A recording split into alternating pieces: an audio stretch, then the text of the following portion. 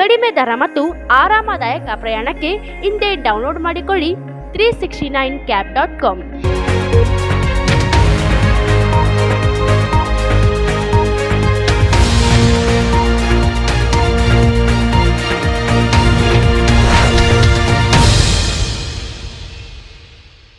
ನಮಸ್ಕಾರ ವೀಕ್ಷಕರೇ, ಕನ್ನಡ ಮಾತೃಭೂಮಿ ವಾರ್ತೆಗಳಿಗೆ ಸ್ವಾಗತ. ನಾನು ಸಂತೋಷಿ ಸರ್ಜೋಳ್ಕರ್. ಮೊದಲಿಗೆ ಹೆಡ್ಲೈನ್ಸ್.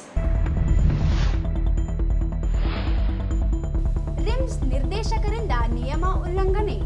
ಗ್ರಾಮೀಣ ಶಾಸಕ ದದ್ದಲ್ ಬಸನಗೌಡ ಪುತ್ರ ಡಾಕ್ಟರ್ ತ್ರಿಶೂಲ್ ಕುಮಾರ್ ಸೇವೆಗೆ ಗೈರಾದರು ವೇತನ. ಕ್ರಮಕ್ಕೆ ವೈದ್ಯಕೀಯ ಇಲಾಖೆ ದೂರು. ರಾಜು ಪಟ್ಟಿ.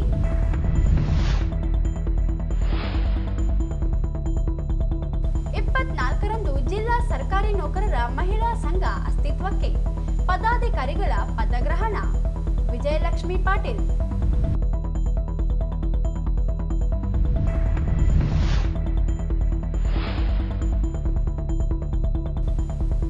ಉದ್ಯೋಗ ಖಾತ್ರಿ ಯೋಜನೆಯಡಿ ಕೆಲಸ ನೀಡಲು ಆಗ್ರಹಿಸಿ ಉಡುಮಗಲ್ ಖಾನಾಪುರ ಗ್ರಾಮಸ್ಥರು ಯರಗೇರ ಪಂಚಾಯಿತಿ ಮುಂದೆ ಪ್ರತಿಭಟನೆ.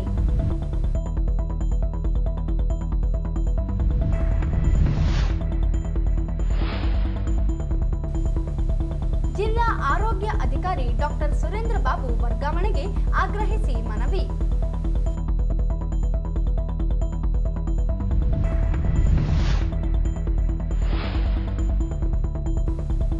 ಕೆರೆಯಲ್ಲಿ ಈಜಲು ಹೋದ ಲಕ್ಕಂದಿನ್ನಿ ಗ್ರಾಮದ ಬಾಲಕ ಸಾವು.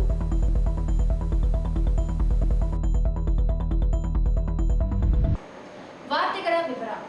ರಾಯಚೂರು ಸರ್ಕಾರಿ ವೈದ್ಯಕೀಯ ಕಾಲೇಜಿನಲ್ಲಿ ಬೈಲಾ ನಿಯಮಗಳನ್ನು ಉಲ್ಲಂಘಿಸಿ ಸರ್ಕಾರಕ್ಕೆ ಆರ್ಥಿಕ ನಷ್ಟ ಉಂಟು ಮಾಡಲು ರಿಮ್ಸ್ ಪ್ರಭಾರಿ ನಿರ್ದೇಶಕ ಡಾಕ್ಟರ್ BH ರಮೇಶ್ ಇವರು ಮುಂದಾಗಿದ್ದು, ಗ್ರಾಮೀಣ ಶಾಸಕ ದದ್ದಲ್ ಬಸನಗೌಡ ಇವರ ಪುತ್ರ ಡಾಕ್ಟರ್ ತ್ರಿಶೂಲ್ ಕುಮಾರ್ ಇವರು ನಿರಂತರ ಗೈರಾಗಿದ್ದರೂ ಮಾಸಿಕ 40,000 ರೂಪಾಯಿ ವೇತನ ಪಾವತಿಸಲಾಗುತ್ತಿದೆ ಎಂದು ದಲಿತ ಮತ್ತು ಪ್ರಗತಿಪರ ಸಂಘಟನೆಗಳ ಒಕ್ಕೂಟದ ಸಂಚಾಲಕ ರಾಜು ಪಟ್ಟಿ ಆರೋಪಿಸಿದರು. ಅವರಿಂದು ಮಾಧ್ಯಮಗೋಷ್ಠಿ ಉದ್ದೇಶಿಸಿ ಮಾತನಾಡಿ, ಸರ್ಕಾರಿ ಕೋಟಾದಲ್ಲಿ ವೈದ್ಯಕೀಯ ಕೋರ್ಸ್ ಪೂರ್ಣಗೊಳಿಸುವ ವಿದ್ಯಾರ್ಥಿಗಳು ಕಡ್ಡಾಯವಾಗಿ ಸೇವೆ ಸಲ್ಲಿಸಲು ಸರ್ಕಾರ ನಿಯಮ ರೂಪಿಸಿದೆ.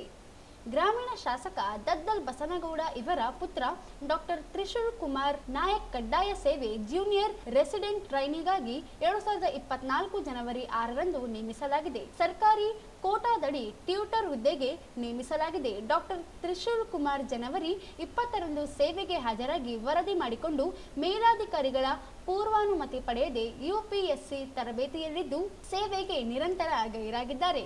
ಆದರೆ ರಿಮ್ಸ್ ನಿರ್ದೇಶಕರು ಗೈರಾಗಿರುವ ಡಾಕ್ಟರ್ ತ್ರಿಶೂಲ್ ಕುಮಾರ್ ನಾಯಕ್ ಇವರಿಗೆ ಮಾಸಿಕ 40,000 ರೂಪಾಯಿ 1 ವರ್ಷದಿಂದ ಪಾವತಿ ಮಾಡುತ್ತಲೇ ಬಂದಿದ್ದಾರೆ.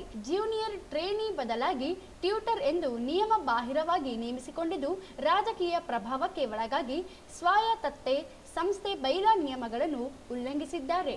ಸರ್ಕಾರ ಸೇವೆ ಕಡ್ಡಾಯವಾಗಿದ್ದರೂ ಗೈರಾಗಿರುವ ಡಾಕ್ಟರ್ ತ್ರಿಶೂಲ್ ಕುಮಾರ್ ಇವರಿಗೆ UPSC ಓದಲು ಅನಧಿಕೃತವಾಗಿ ಅವಕಾಶ ನೀಡಿ ನಿಯಮಗಳನ್ನು ಉಲ್ಲಂಘಿಸಲಾಗಿದೆ. ವೈದ್ಯಕೀಯ ಶಿಕ್ಷಣ ಸಚಿವರು ಹಾಗೂ ಇಲಾಖೆಗೆ ಕಾರ್ಯದರ್ಶಿಗಳಿಗೆ ಲಿಖಿತ ದೂರು ನೀಡಿದರೂ ತನಿಖಾ ತಂಡ ರಚಿಸಿ 3 ತಿಂಗಳಾದರೂ ತನಿಖೆಗೆ ಪ್ರಾರಂಭವಾಗಿಲ್ಲ.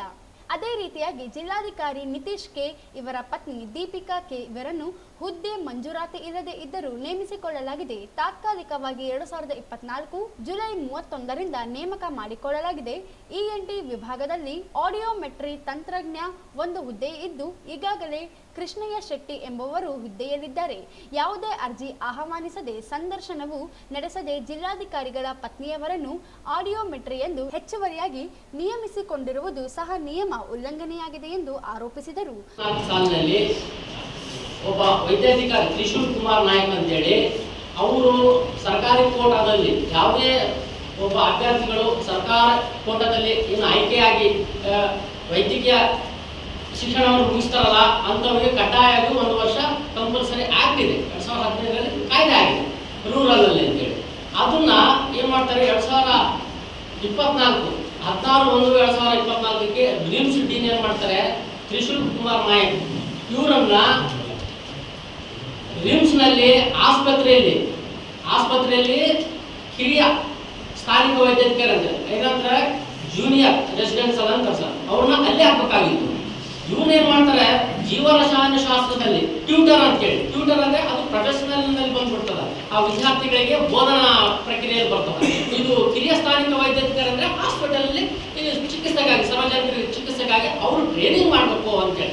ಉದ್ದೇಶ ಏನಂದ್ರೆ ಸರ್ಕಾರದ ಉದ್ದೇಶ ವರ್ಷಕ್ಕೆ ಸುಮಾರು 3,000 ಜನ ಔಟ್ ಗೋಯಿಂಗ್ ಬರ್ತಾರೆ. ಸರ್ಕಾರ ಕೋಟಾದಲ್ಲಿ ಯಾರು ಆಯ್ಕೆ ಆಗಿರ್ತಾರಲ್ಲ ಅಂಥವ್ರಿಗೆ ಸರ್ಕಾರಿ ಆಸ್ಪತ್ರೆಯಲ್ಲಿ ಅವರಿಗೆ ಟ್ರೈನಿಂಗ್ ಸಿಗಬೇಕು, ಮತ್ತೆ ಉದ್ಯೋಗ ಆಗಬೇಕು, ಮತ್ತೆ ಸರ್ಕಾರಕ್ಕೆ ಆರ್ಥಿಕವಾಗಿ ಯಾಕಂದ್ರೆ ಮತ್ತೆ ಹೊಸ ಉದ್ಯೋಗ ಮಾಡಬೇಕು ಸೃಷ್ಟಿ ಆದ ಹೆಚ್ಚೋಡಿ ಅವ್ರಿಗೆ ಏನು ಮಾಡಬೇಕು, ಪ್ರತಿ ಮಾಸಿಕ 40,000 ರೂಪಾಯಿಗೆ ಅವ್ರ ವೇತನಕ್ಕಾಗಿ ಸೆಳೆಯಬೇಕಂದ್ರೆ ಕಡ್ಡಾಯವಾಗಿ ಮೊಬೈಲ್ ಟ್ರ್ಯಾಕ್ ಮುಖಾಂತರ ಮಾಡ್ಬೋದು. ಇವ್ರೇನು ಮಾಡ ಮ್ಯಾನ್ಯಲ್ ಅಟೆಂಡೆನ್ಸ್ ಮಾಡ್ತಾರೆ ಸರ್. ಆ ಮ್ಯಾನ್ಯಲ್ ಅಟೆಂಡೆನ್ಸ್ ನಿಮಗೆ ಹಚ್ಚಿದ್ದೀನಿ ನಾನು. ಪುಟ ಸಂಖ್ಯೆ 8 ನೋಡಿ ಸರ್. ಪುಟ ಸಂಖ್ಯೆ ಡಾಕ್ಟರ್ ತ್ರಿಶೂಲ್ ಕುಮಾರ್ ನಾಯಕ್ ಅಂತ ಜೂನಿಯರ್ ರೆಸಿಡೆಂಟ್ ಅಂತೇಳಿ, ಬಟ್ ಅವರಿಗೆ ಕೊಟ್ಟಿರತಕ್ಕಂಥದ್ದು ಆದೇಶದಲ್ಲಿ ಸರ್ ಪುಟ ಸಂಖ್ಯೆ 6ನಲ್ಲಿ ಸರ್ಕಾರಿ ಕೋಟಾದಲ್ಲಿ ಟ್ಯೂಟರ್ ಹುದ್ದೆಗೆ ಡಾಕ್ಟರ್ ತ್ರಿಶೂಲ್ ಕುಮಾರ್ ನಾಯಕ್ ಅವರನ್ನು 1 ವರ್ಷ ಕಡ್ಡಾಯ ಸೇವೆಗೆ ನಿಯುಕ್ತಿಗೊಳಿಸಲಾಗಿದೆ. ಟ್ಯೂಟರ್ ಅಂದ್ರೆ ಸರ್ ಪ್ರೊಫೆಷನಲ್ ಸರ್, ಅದು ಶಿಕ್ಷಣ, ಅವರಿಗೆ ಶಿಕ್ಷಣ ಕೊಡಬೇಕಾಗುತ್ತೆ. ಇವರು ಜೂನಿಯರ್ ಕಿರಿಯ ಸ್ಥಾನಿಕ ವೈದ್ಯಾಧಿಕಾರಿ ಅಂತ ಟ್ರೈನಿಂಗ್ ಅಲ್ಲ, ಟ್ರೈನರ್ ಅಲ್ಲ, ಇವರು ಚಿಕಿತ್ಸೆ ಕೊಡೋರು ಡಾಕ್ಟರ್ಗಳಿಗೆ. ಇವರು ಕೊಟ್ಟಿರ್ತಕ್ಕಂಥದ್ದು ಏನಂತೇಳಿ ಜೀವಶರ ರಸಾಯನ. ಆರ್ಥಿಕ ಇಲಾಖೆಯಿಂದ ಅನುಮೋದನೆ ಇಲ್ಲದೆ ಇರುವ ಹೆಚ್ಚುವರಿ ಹುದ್ದೆಗೆ ಮಾಸಿಕ 40,000 ರೂಪಾಯಿ ವೇತನ ನಿಗದಿಗೊಳಿಸಿ ನೇಮಿಸಿಕೊಳ್ಳಲಾಗದೆ, ಅಲ್ಲದೆ ಕಲ್ಯಾಣ ಕರ್ನಾಟಕ ಅಭಿವೃದ್ಧಿ ಮಂಡಳಿ 20 ಲಕ್ಷ ಅನುದಾನದಲ್ಲಿ ಆಡಿಯೋಲಾಜಿ ವಿಭಾಗ ಉನ್ನತೀಕರಣಕ್ಕೆ ಅನುದಾನವನ್ನು ಜಿಲ್ಲಾ ನಿರ್ಮಿತಿ ಕೇಂದ್ರ ಮೂಲಕ ನಿರ್ವಹಿಸಲಾಗಿದೆ. 56,000 ರೂಪಾಯಿ ಒಂದರಂತೆ 3 ಚೆಕ್ ಖರೀದಿಸಲಾಗಿದೆ. 2 ಲಕ್ಷ ರೂಪಾಯಿ ರಿಮ್ಸ್ ಆಡಳಿತ ಮಂಡಳಿ ಗಮನಕ್ಕೆ ಬಾರದೆ ಬೈಲಾ ನಿಯಮ ಉಲ್ಲಂಘಿಸಿ ಹಣ ಖರ್ಚು ಮಾಡಲಾಗುತ್ತಿದೆ. ರಿಮ್ಸ್ ನಿರ್ದೇಶಕ ಡಾಕ್ಟರ್ ರಮೇಶ್ ಸಾಗರ್ ಇವರು ನಿಯಮ ಉಲ್ಲಂಘಿಸಿ ಅಧಿಕಾರ ಇಲ್ಲದೇ ಇದ್ದರೂ ಸರ್ಕಾರಕ್ಕೆ ಆರ್ಥಿಕ ನಷ್ಟ ಉಂಟು ಮಾಡಿದ್ದಾರೆ. ಇನ್ನು ಸಾಕಷ್ಟು ಆಡಳಿತಾತ್ಮಕ ಲೋಪ ಎಸಗಿ ಸ್ಥಳೀಯರಿಗೆ ಉದ್ಯೋಗ ದೊರೆಯುವಂತೆ ಮಾಡಲಾಗುತ್ತಿದೆ. ಕೂಡಲೇ ರಚಿಸಲಾಗಿರುವ ತನಿಖಾ ತಂಡ ಪರಿಶೀಲಿಸಿ ಕ್ರಮಕ್ಕೆ ಮುಂದಾಗಬೇಕು, ಇಲ್ಲದೆ ಹೋದಲ್ಲಿ ಹೋರಾಟ ಅನಿವಾರ್ಯವಾಗುತ್ತದೆ ಎಂದರು. ಇದುವರೆಗೂ 2 ತಿಂಗಳಾಯ್ತು ಬರಲಿಲ್ಲ. ಅದು ಯಾಕಂತೇಳಿ ನಿಗೂಢ ಇದೆ. ನಾವು ಅವರಿಗೆ ಸರ್ಕಾರಕ್ಕೂ ಹೋಗಿ ಕೇಳಿದೀವಿ, ಬರ್ತಾರೆ ಅಂತ ಹೇಳಿ ಹೇಳ್ತಾರೆ. ಏನು ಇವರು ಪ್ರಭಾವಿತ ಅಂತ ಬರ್ತಾ ಇಲ್ಲ ಅಂತ ನಮ್ಗೆ ಅನುಮಾನಗಳು ಮೂಡುವಂಥದ್ದು. ಅದೇ ರೀತಿಯಾಗಿ ಇನ್ನೊಂದು ಪ್ರಕರಣ ಆಡಿಯೋಲಾಜಿಸ್ಟ್ ಅಂತೇಳಿ ENT ಡಿಪಾರ್ಟ್ಮೆಂಟ್ ಅಲ್ಲಿ ಆಡಿಯೋಲಾಜಿಸ್ಟ್ ಅಂತೇಳಿ ಏನಂದ್ರೆ ಪ್ರಯೋಗಶಾಲೆ, ಅದು ENT ಶ್ರವಣ ದೋಷ ಒಂದು ಮೀಟರ್ ಇದೆ, ಅದಕ್ಕೆ ಟೆಕ್ನಿಷಿಯನ್ ಅದನ್ನ ಆಡಿಯೋಲಾಜಿಸ್ಟ್ ಅಂತ ಹೇಳ್ತಾರೆ. ಆ ಆಡಿಯೋಲಾಜಿಸ್ಟ್ ಟೆಕ್ನಿಷಿಯನ್ ಈಗಾಗಲೇ ಸರ್ಕಾರ 2014ರಲ್ಲಿ ಏನ್ ಮಾಡಿದ್ರೆ ಸರ್ಕಾರ ಇವರೇ ಶ್ರವಣ ಪ್ರಕಾಶ್ ಅವರು ಪಾಟೀಲ್ ಅವರು ಇರ್ತಾರೆ ಅದಕ್ಕೆ. ಯಾಕಂದ್ರೆ ರಿಮ್ಸ್ಗೆ ಅಧ್ಯಕ್ಷರು, ಆಡಳಿತ ಮಂಡಳಿ ಅಧ್ಯಕ್ಷರು ಅವರೇ, ಇವರು ಸದಸ್ಯ ಕಾರ್ಯದರ್ಶಿಗಳು. ಇವರಿಗೆ ಡೆಲಿಗೇಷನ್ ಪವರ್ ಅನ್ನು ಕೊಟ್ಟಿರ್ತಕ್ಕಂಥದ್ದು C&D ದರ್ಜೆ ಸರ್. ಇವರು ಯಾರಿಗೆ ಡೀನಿಗೆ ಕೊಟ್ಟಿರ್ತಕ್ಕಂಥದ್ದು ಅದನ್ನ ದುರುಪಯೋಗ ಪಡಿಸ್ಕೊಂಡು ಈಗಾಗಲೇ 2014ರಲ್ಲಿ ಇದರಲ್ಲಿ GB ಮೀಟಿಂಗ್ ಅಲ್ಲಿ ಸರ್ 19ನೇ ಆಡಳಿತ ಮಂಡಳಿ ಸಭೆಯ ಸಭಾನಡಿಗಳು, ಅದರಲ್ಲಿ ಷಡು ಪ್ರಕಾಶ್ ಪಾಟೀಲ್ ಅವರು ಅಧ್ಯಕ್ಷರು. ಆದಾಂತರ ಪುಟ ಸಂಖ್ಯೆ 15ರಲ್ಲಿ ಬೋಧಕರ ಸಿಬ್ಬಂದಿಗಳ ಹುದ್ದೆಗಳ ವಿವರ ಅಂತೇಳಿ ಸ್ಯಾಂಕ್ಷನ್ ಪೋಸ್ಟ್ ಸರ್.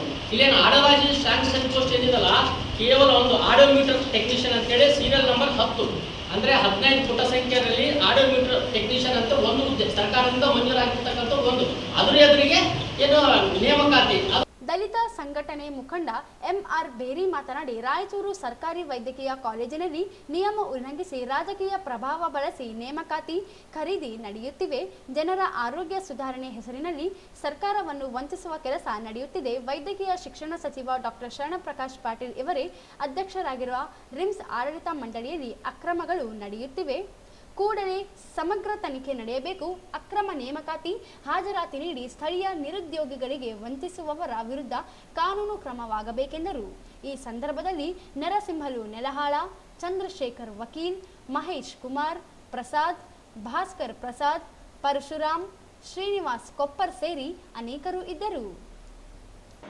ಜಿಲ್ಲಾ ಮಹಿಳಾ ಸರ್ಕಾರಿ ನೌಕರರ ಸಂಘದ ಉದ್ಘಾಟನೆ, ನೂತನ ಪದಾಧಿಕಾರಿಗಳ ಪದಗ್ರಹಣ ಹಾಗೂ ಕಾರ್ಯಾಗಾರವನ್ನು ಏಪ್ರಿಲ್ 24ರಂದು ನಗರದ ಪಂಡಿತ್ ಸಿದ್ದರಾಮ ಜಂಬರದಿನ್ನಿ ರಂಗಮಂದಿರದಲ್ಲಿ ಬೆಳಗ್ಗೆ 9 ಗಂಟೆಗೆ ಆಯೋಜಿಸಲಾಗಿದೆ ಎಂದು ಜಿಲ್ಲಾ ಸರ್ಕಾರಿ ಮಹಿಳಾ ನೌಕರರ ಸಂಘದ ಅಧ್ಯಕ್ಷೆ ವಿಜಯಲಕ್ಷ್ಮಿ ಪಾಟೀಲ್ ಹೇಳಿದರು. ಅವರಿಂದು ಮಾಧ್ಯಮಗೋಷ್ಠಿ ಉದ್ದೇಶಿಸಿ ಮಾತನಾಡಿ, ಕಾರ್ಯಕ್ರಮದ ಸಾನ್ನಿಧ್ಯವನ್ನು ಕಿಲ್ಲೆ ಬೃಹನ್ಮಠದ ಶ್ರೀ ಶಾಂತಮಲ್ಲ ಶಿವಾಚಾರ್ಯರು ಹಾಗೂ ಬ್ರಹ್ಮಕುಮಾರಿ ಈಶ್ವರಿಯ ವಿಶ್ವವಿದ್ಯಾಲಯದ ಸಂಚಾಲಕಿ ರಾಜಯೋಗಿನಿ ಸ್ಮಿತಕ್ಕ ಆಗಮಿಸಲಿದ್ದಾರೆ. ಕಾರ್ಯಕ್ರಮವನ್ನು ಉಸ್ತುವಾರಿ ಹಾಗೂ ವೈದ್ಯಕೀಯ ಶಿಕ್ಷಣ ಸಚಿವ ಡಾಕ್ಟರ್ ಶರಣಪ್ರಕಾಶ್ ಪಾಟೀಲ್ ಉದ್ಘಾಟಿಸಲಿದ್ದಾರೆ. ಸಣ್ಣ ನೀರಾವರಿ ಸಚಿವ NS ಬೋಸರಾಜ್, ಶಾಸಕ ಡಾಕ್ಟರ್ ಶಿವರಾಜ್ ಪಾಟೀಲ್, ಸಂಸದ G ಕುಮಾರ್ ನಾಯಕ್ ಆಗಮಿಸಲಿದ್ದಾರೆ. ಅಧ್ಯಕ್ಷತೆಯನ್ನು ನೌಕರರ ಸಂಘ ರಾಜ್ಯಾಧ್ಯಕ್ಷ ರೋಶನಿಗೌಡ ವಹಿಸಿಕೊಳ್ಳಲಿದ್ದಾರೆ. ಜಿಲ್ಲೆಯ ಎಲ್ಲ ಶಾಸಕರುಗಳು, ವಿಧಾನ ಪರಿಷತ್ ಸದಸ್ಯರು, ಜಿಲ್ಲಾಧಿಕಾರಿಗಳು ಆಗಮಿಸಲಿದ್ದಾರೆ. ಮಹಿಳಾ ನೌಕರರ ಹಕ್ಕುಗಳು ಮತ್ತು ಎದುರಿಸುತ್ತಿರುವ ಸವಾಲುಗಳ ಕುರಿತು ನಿವೃತ್ತ ಉಪನ್ಯಾಸಕಿ ಡಾಕ್ಟರ್ ಮೀನಾಕ್ಷಿ ಖಂಡೇಮಠ ಉಪನ್ಯಾಸ ನೀಡಲಿದ್ದಾರೆ. ತಾಲೂಕು ಮತ್ತು ಜಿಲ್ಲಾ ಘಟಕಗಳ ನೂತನ ಸಮಿತಿ ಪದಗ್ರಹಣ ಕಾರ್ಯಕ್ರಮ ನಡೆಯಲಿದೆ. 38 ಇಲಾಖೆಗಳಲ್ಲಿ ಕಾರ್ಯನಿರ್ವಹಿಸುತ್ತಿರುವ ಎಲ್ಲ ಮಹಿಳಾ ನೌಕರರನ್ನು ಸಂಪರ್ಕಿಸಿ ಸದಸ್ಯತ್ವ ಪಡೆಯಲಾಗುತ್ತದೆ ಎಂದರು. ಎಲ್ಲ 36 ಇಲಾಖೆಗಳ ಎಲ್ಲ ಮಹಿಳೆಯರು ಕೂಡ ನಾವು ಒಂದು ಬೆನ್ನೆಲುಬಾಗಿ ನಿಲ್ಲಬೇಕು, ಅವರ ಮಹಿಳೆಯರಿಗೆ ದನಿಯಾಗಬೇಕು ಅನ್ನುವಂತಹ ಉದ್ದೇಶವನ್ನು ಇಟ್ಕೊಂಡು ನಾವು ರಾಯಚೂರಿನಲ್ಲಿ ಕೂಡ ನಾವು ಸಂಘಟನೆಯನ್ನು ಉದ್ಘಾಟನೆ ಮಾಡ್ತಾ ಇದ್ವಿ.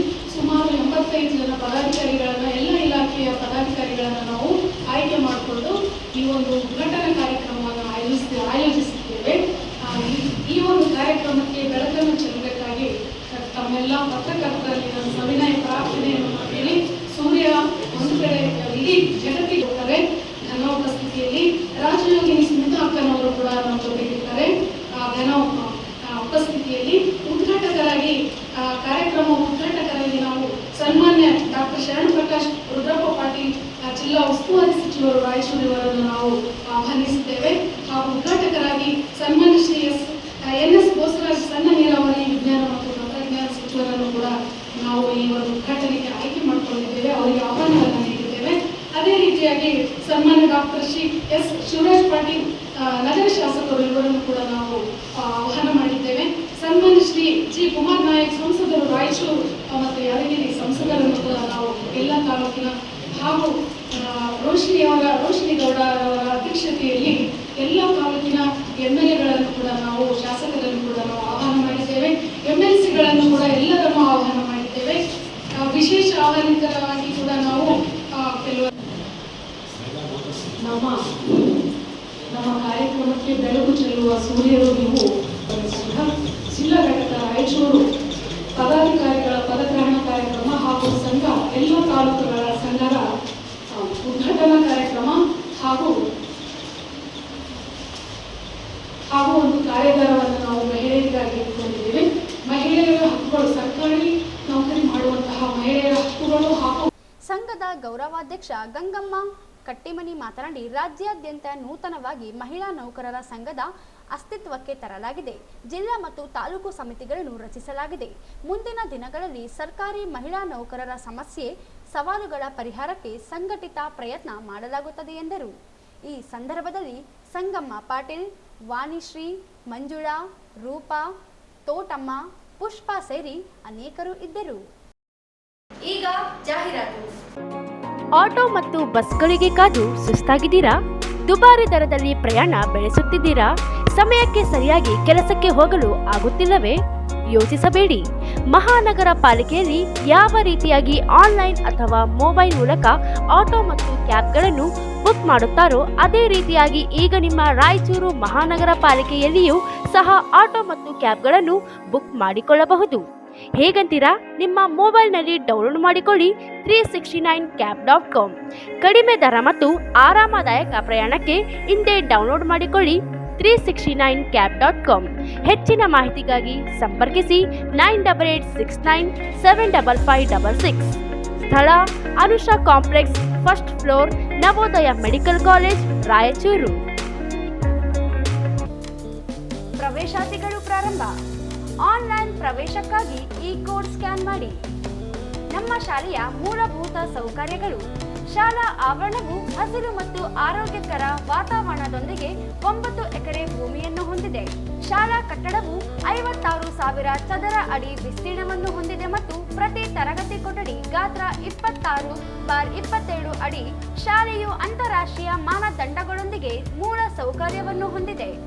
ಅತ್ಯುತ್ತಮ ಮೂಲ ಸೌಕರ್ಯ, ತರಬೇತಿ ಪಡೆದ ಅನುಭವಿ ಮತ್ತು ನವೀನ ಅಧ್ಯಾಪಕರು, ನಿಧಾನಗತಿಯ ಕಲಿಯುವವರಿಗೆ ಪರಿಹಾರ ಕ್ರಮಗಳು, ಅಗತ್ಯವಿದ್ದಾಗ ವಿದ್ಯಾರ್ಥಿಗಳಿಗೆ ವೈದ್ಯಕೀಯ ಸೌಲಭ್ಯವನ್ನು ಒದಗಿಸುವುದು, ವಿಜೇತರು ಮತ್ತು ಭಾಗವಹಿಸುವವರಿಗೆ ಬಹುಮಾನಗಳು ಮತ್ತು ಟ್ರೋಫಿಗಳೊಂದಿಗೆ ವಿದ್ಯಾರ್ಥಿಗಳನ್ನು ಪ್ರೋತ್ಸಾಹಿಸುವುದು, ವೈಯಕ್ತಿಕ ಮಾರ್ಗದರ್ಶನ ಮತ್ತು ಸಮಾಲೋಚನೆ ನೀಡುವುದು, ಸಂಬಂಧಪಟ್ಟ ಎಲ್ಲರ ಸುರಕ್ಷತೆ ಮತ್ತು ಸುರಕ್ಷತೆಗಾಗಿ ಆವರಣದಲ್ಲಿ ವಿವಿಧ ಸ್ಥಳಗಳಲ್ಲಿ ಶೈಕ್ಷಣಿಕ ವಾತಾವರಣವನ್ನು ಬೆಳಗಿಸುವುದು, ಚಟುವಟಿಕೆ ಆಧಾರಿತ ಬೋಧನೆ, ವಿಶ್ವ ದರ್ಜೆಯ ಪಠ್ಯಕ್ರಮ, ಸಮಗ್ರ ಹ್ಯಾಂಡ್ಸ್ ಮತ್ತು ಚಟುವಟಿಕೆಗಳು, ಡಿಜಿಟಲ್ ತರಗತಿ ಕೊಠಡಿಗಳು, ಸುರಕ್ಷಿತ ಸಾರಿಗೆ ಸೌಲಭ್ಯ, ಸಂಪೂರ್ಣ ಸುಸಜ್ಜಿತ ಕಂಪ್ಯೂಟರ್ ಲ್ಯಾಬ್ ಮತ್ತು ಸಂಯೋಜಿತ ವಿಜ್ಞಾನ ಪ್ರಯೋಗಾಲಯ, ವಿವಿಧ ಪುಸ್ತಕಗಳೊಂದಿಗೆ ಸುಸಜ್ಜಿತ ಗ್ರಂಥಾಲಯ, ಯೋಗ, ಕರಾಟೆ, ಸಂಗೀತ ಮತ್ತು ನೃತ್ಯ ಮತ್ತು ಕಲೆಯಂತಹ ಪಠ್ಯೇತರ ಚಟುವಟಿಕೆಗಳು.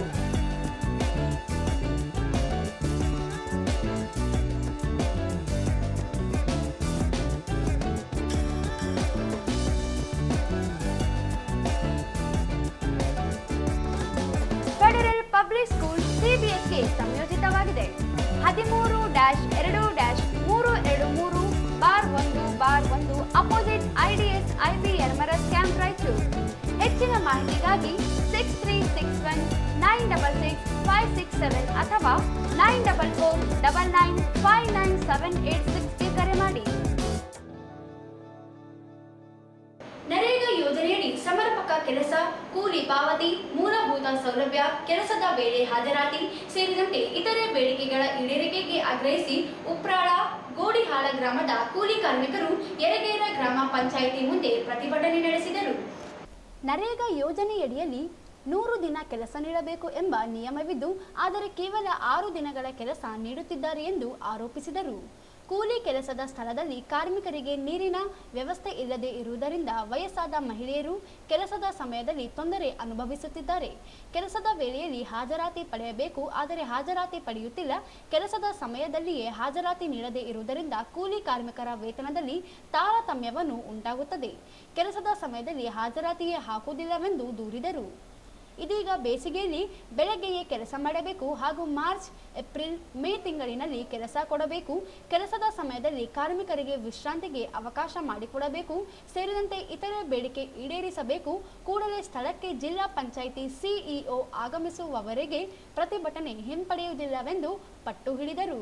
ಕೆಲಸವನ್ನು ಕರೆಕ್ಟ್ ಇಲ್ಲ ಅಂದ್ರೆ ಹೆಂಗ್ ಬಡವರು ಗೂಡಾಗ್ಲಿಲ್ಲ ಅಂದ್ರೆ ಎಕಡೆ ಹೋಗ್ತಾರೆ. ಮತ್ತೆ ಬಡವ್ರ ಗತಿ ಹೆಂಗ ಕೊಡ 200 ರೂಪಾಯಿದಾಗ ಮಧ್ಯಾಹ್ನ ಅದೇ ಕೆಲಸ. ನೀರಿಲ್ಲ, ಅವ್ರಿಗೆ ನೀರಿನ ಸೌಲಭ್ಯ ಕರೆಕ್ಟ್ ಇಲ್ಲ. ಈ ಕೆಲಸ ಹಿಂಗ್ ಮಾಡಿದ್ರೆ ಹೆಂಗ್ ಪಂಚಾಯತಿ ಅವರು ಇದು ಮುಂದೆ ಹೆಂಗ್ ಮಾಡ್ಬೇಕು? ಈ ಹೆಣ್ಮಕ್ಳ ಗತಿ ಹೆಂಗ? ಮುಂದೆ ಅವ್ರಿಗೆ ವಯಸ್ಸಾದವ್ರು ಬಂದಾರ ಕೆಲಸಕ್ಕ, ಅವ್ರು ಕರೆಕ್ಟ್ ಇಲ್ಲ ನೀರಿನ ವ್ಯವಸ್ಥೆ. ಮೇಟ್ ಅವ್ರಿಗೆ ಕರೆಕ್ಟ್ ಇಲ್ಲ, ಆಗಲು ಕೊಡಬಲ್ರು. ಹಿಂಗ್ ಮಾಡಿದ್ರೆ ಹೆಂಗ ಕೆಲಸ? 100 ದಿನ ಕೆಲಸ ಅಂತೀರಿ, 6 ದಿನ ಕೆಲಸ ಇಲ್ಲಲ್ಲ ಇಲ್ಲಿ. ಈ ಮುದಿಯವ್ರು ಕೂಳಾಗವ್ರಿಲ್ಲ ಅಂತ ಮತ್ತೆ ಮುದಿಯವ್ರ ಗತಿ ಹೆಂಗ? 100 ದಿನ ಕೆಲಸ ಆಗ ಮತ್ತೆ ಹೆಂಗಿದು ಎಲ್ಲ ಪರಿಸ್ಥಿತಿ? ಫೆಬ್ರವರಿ ಕೊಡಕತ್ತಾರ, ಈ ಯರಗೇರಿ ಪಂಚಾಯತ್ ಅಂದ್ರೆ ಏಪ್ರಿಲ್ ಕೊಡಕತ್ತಾರ. ಏಪ್ರಿಲ್ ಕೊಡಕತ್ತಾರ. ಏಪ್ರಿಲ್ 20, 22, 21 ಈ ಮಾರ್ಚ್ದಾಗ ಚಾಲು ಆಗ್ಬೇಕು ಕೆಲಸ. ಏಪ್ರಿಲ್ ಲಾಸ್ಟ್ ವೀಕ್ ಕೊಟ್ಟಾರ. ಮತ್ತೆ ಹೆಂಗಿದು? ಮಾರ್ಚ್, ಏಪ್ರಿಲ್, ಮೇ ಈ 3 ತಿಂಗಳ ಕೆಲಸ ಮುಕ್ತ ಆಗಬೇಕು.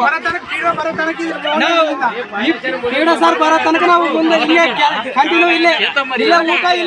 ಈ ಸಂದರ್ಭದಲ್ಲಿ ಉಪ್ರಾಳ, ಗೋಡಿಹಾಳ ಗ್ರಾಮ ಸೇರಿದಂತೆ ಯರಗೇರ ವ್ಯಾಪ್ತಿಯ ಗ್ರಾಮದ ಕೂಲಿ ಕಾರ್ಮಿಕರು ಇದ್ದರು. ಮಹಾನಗರದ ಜಿಲ್ಲಾ ಆರೋಗ್ಯ ಕುಟುಂಬ ಕಲ್ಯಾಣ ಅಧಿಕಾರಿ ಸುರೇಂದ್ರ ಬಾಬು ಸಾರ್ವಜನಿಕ ಸಮಸ್ಯೆಗಳಿಗೆ ಸ್ಪಂದಿಸದೆ ನಿರ್ಲಕ್ಷ್ಯ ತೋರುತ್ತಿರುವುದರಿಂದ ಇವರನ್ನು ಬೇರೆ ಕಡೆಗೆ ವರ್ಗಾವಣೆ ಮಾಡುವಂತೆ ಕರ್ನಾಟಕ ಜನಸೈನ್ಯ ಸಂಘದ ಕಾರ್ಮಿಕ ಘಟಕದಿಂದ ಜಿಲ್ಲಾಧಿಕಾರಿ ಕಚೇರಿಗೆ ಮನವಿ ಸಲ್ಲಿಸಿದರು. ನಗರದ ಜಿಲ್ಲಾಡಳಿತ ಭವನದ ಎದುರು ಜಿಲ್ಲಾಧಿಕಾರಿ ಕಚೇರಿ ಅಧಿಕಾರಿಗೆ ಮನವಿ ಸಲ್ಲಿಸಿ ರಾಯಚೂರು ಮಹಾನಗರದ ಜಿಲ್ಲಾ ಆರೋಗ್ಯ ಕುಟುಂಬ ಕಲ್ಯಾಣ ಇಲಾಖೆಯಲ್ಲಿ DHO ಡಾಕ್ಟರ್ ಸುರೇಂದ್ರ ಬಾಬು ಇವರ ಬಳಿ ಏಪ್ರಿಲ್ 19ರಂದು ಸಾರ್ವಜನಿಕರು ತಮ್ಮ ಸಮಸ್ಯೆಗಳನ್ನು ಹೇಳಿಕೊಳ್ಳಲು ದೂರದ ಗ್ರಾಮಗಳಿಂದ ಬಂದು 2 ಗಂಟೆಗಳವರೆಗೆ ಕಾದು ಕುಳಿತುಕೊಂಡರೂ ಅವರನ್ನು ಕಚೇರಿಯೊಳಗೆ ಬಿಡದೆ ವಿನಾಕಾರಣ ಕಾಲಹರಣ ಮಾಡಿದ್ದಾರೆ. ಆರೋಗ್ಯ ಸೇವೆಯಲ್ಲಿರುವ ಸಮಸ್ಯೆಗಳನ್ನು ಹೇಳಿಕೊಳ್ಳಲು ಸಾರ್ವಜನಿಕರು ಬಂದಾಗ ಅವರಿಗೆ ಸುಳ್ಳು ನೆಪಗಳನ್ನು ಒಡ್ಡಿ ಕರ್ತವ್ಯ ಲೋಪ ಎಸಗಿರುವ ಅಧಿಕಾರಿಯ ವಿರುದ್ಧ ಕ್ರಮ ಜರುಗಿಸಿ ಇವರನ್ನು ಬೇರೆ ಜಿಲ್ಲೆಗೆ ವರ್ಗಾವಣೆ ಮಾಡಬೇಕೆಂದು ಒತ್ತಾಯಿಸಿದರು. ಈ ಸಂದರ್ಭದಲ್ಲಿ ಜಿಲ್ಲಾ ಕಾರ್ಮಿಕ ಘಟಕದ ಅಧ್ಯಕ್ಷ ಎ ರಮೇಶ್ ವಡವಾಟಿ, ಕಾರ್ಯಾಧ್ಯಕ್ಷ ಎಸ್ ವೆಂಕಟೇಶ್, ಮುಖಂಡರಾದ ಹನುಮಂತ, ನರಸಿಂಹಲು, ರಮೇಶ್ ಕೆ ಸೇರಿದಂತೆ ಅನೇಕರು ಉಪಸ್ಥಿತರಿದ್ದರು. ಈಜಲು ಹೋಗಿ ಬಾಲಕನೋರ್ವ ಕೆರೆಯಲ್ಲಿ ಮುಳುಗಿ ಮೃತಪಟ್ಟಿರುವ ಘಟನೆ ಸಿರವಾರ ತಾಲೂಕಿನ ಲಕ್ಕಂದಿನ್ನಿ ಗ್ರಾಮದಲ್ಲಿ ನಡೆದಿದೆ. ಮೃತಪಟ್ಟಿರುವ ಬಾಲಕ ಹುಸೇನಿ ವಯಸ್ಸು 10 ವರ್ಷ ಎಂದು ತಿಳಿದು ಬಂದಿದೆ. ಶಾಲೆಗೆ ರಜೆ ಇರುವುದರಿಂದ ಸ್ನೇಹಿತರೊಂದಿಗೆ ಕೆರೆಯಲ್ಲಿ ಈಜಾಡಲು ತೆರಳಿದ್ದು ಮೃತ ಬಾಲಕ ಹುಸೇನಿ ಕೆರೆಯಲ್ಲಿ ಇಳಿದಿದ್ದು ಆಳ ಹೆಚ್ಚಾಗಿದ್ದರಿಂದ ಹಾಗೂ ಈಜು ಬಾರದೇ ಇರುವುದರಿಂದ ಕೆರೆಯಲ್ಲಿ ಮುಳುಗಿ ಮೃತಪಟ್ಟಿದ್ದಾನೆ ಎಂದು ಹೇಳಲಾಗಿದೆ. ಮಾಹಿತಿ ತಿಳಿದ ಸಿರವಾರ್ ಪೊಲೀಸರು ಸ್ಥಳಕ್ಕೆ ತೆರಳಿ ಮೃತ ಬಾಲಕನ ಶವ ಹೊರತೆಗೆದು ಮರಣೋತ್ತರ ಪರೀಕ್ಷೆಗಾಗಿ ಸರ್ಕಾರಿ ಆಸ್ಪತ್ರೆಗೆ ರವಾನಿಸಿದ್ದಾರೆ. ಈ ಕುರಿತು ಸಿರವಾರ್ ಪೊಲೀಸ್ ಠಾಣೆಯಲ್ಲಿ ಪ್ರಕರಣ ದಾಖಲಾಗಿದೆ. ಕೊನೆಯಲ್ಲಿ ಮತ್ತೊಮ್ಮೆ ಹೆಡ್ಲೈನ್ಸ್. ರಿಮ್ಸ್ ನಿರ್ದೇಶಕರಿಂದ ನಿಯಮ ಉಲ್ಲಂಘನೆ. ಗ್ರಾಮೀಣ ಶಾಸಕ ದದ್ದಲ್ ಬಸನಗೌಡ ಪುತ್ರ ಡಾಕ್ಟರ್ ತ್ರಿಶೂಲ್ ಕುಮಾರ್ ಸೇವೆಗೆ ಗೈರಾದರೂ ವೇತನ. ಕ್ರಮಕ್ಕೆ ವೈದ್ಯಕೀಯ ಇಲಾಖೆ ದೂರು. ರಾಜು ಪಟೇಲ್.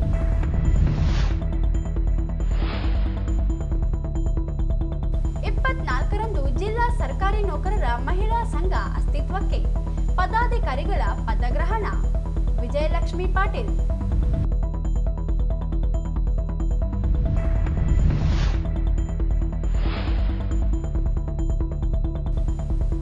ಉದ್ಯೋಗ ಖಾತ್ರಿ ಯೋಜನೆಯಡಿ ಕೆಲಸ ನೀಡಲು ಆಗ್ರಹಿಸಿ ಉಡುಮಗಲ್ ಖಾನಾಪುರ ಗ್ರಾಮಸ್ಥರು ಯರಗೇರ ಪಂಚಾಯಿತಿ ಮುಂದೆ ಪ್ರತಿಭಟನೆ.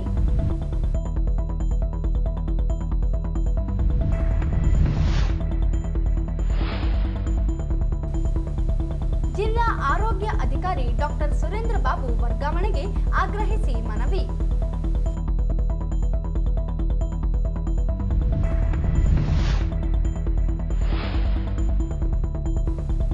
ಕೆರೆಯಲ್ಲಿ ಈಜಲು ಹೋದ ಲಕ್ಕಂದಿಲ್ಲಿ ಗ್ರಾಮದ ಬಾಲಕ ಸಾವು.